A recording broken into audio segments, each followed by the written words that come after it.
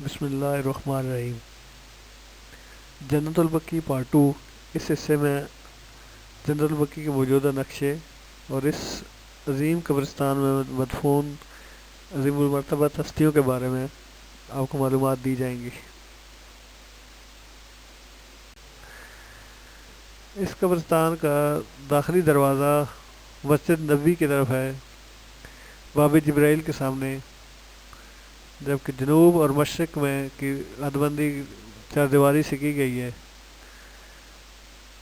اس قبرستان میں نبی پاک صلی اللہ علیہ وسلم کے خانوادے کے اور آپ صلی اللہ علیہ وسلم کے عظیم المرتبہ صحابہ مدفون ہیں۔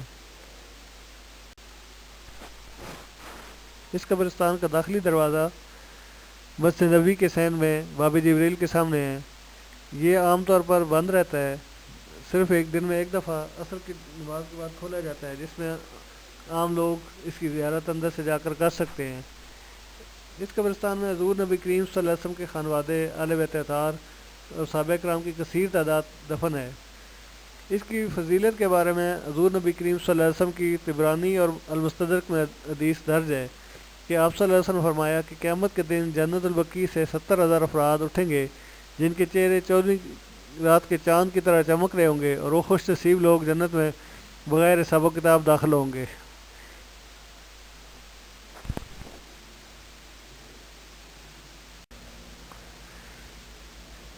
اس قبرستان میں حضور نبی کریم صلی اللہ علیہ وسلم کی 4 صاحبزادیاں آرام فرما ہیں۔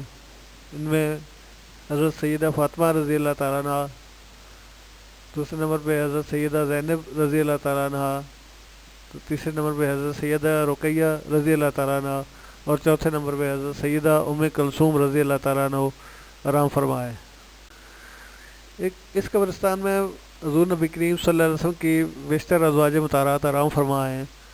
ان میں حضرت عائشہ رضی اللہ تعالیٰ عنہ، حضرت حفصہ رضی اللہ تعالیٰ عنہ، حضرت سودا رضی اللہ تعالیٰ عنہ، حضرت زینب بنت خزیمہ رضی اللہ تعالیٰ عنہ، حضرت ام سلمہ رضی اللہ تعالیٰ عنہ، حضرت ام حبیبہ رضی اللہ تعالیٰ عنہ، حضرت زینب بنت جحش رضی اللہ تعالیٰ عنہ، حضرت صفیہ رضی اللہ تعالیٰ عنہ اور حضرت ماریہ رضی اللہ تعالیٰ عنہ آرام فرما ہے۔ اس قبرستان میں حضور نبی کریم صلی اللہ علیہ وسلم کے شہزادے حضرت سیدنا ابراہیم رضی اللہ تعالیٰ عنہ، حضرت بی بی حلیمہ سعدیہ رضی اللہ تعالیٰ عنہ، حضرت عثمان غنی رضی اللہ تعالیٰ عنہ اور حضرت مولا علی کی والدہ ماجدہ حضرت فاطمہ بنت اسد رضی اللہ تعالیٰ عنہ آرام فرما ہے۔ اس قبرستان میں حضرت امام جعفر صادق رضی اللہ تعالیٰ عنہ، حضرت امام محمد باقر رضی اللہ تعالیٰ عنہ، حضرت امام زین العابدین رضی اللہ تعالیٰ عنہ، حضرت امام حسن رضی اللہ تعالیٰ عنہ، حضرت عباس رضی اللہ تعالیٰ عنہ جیسی عظیم المرتبہ شخصیات بھی آرام فرما ہے۔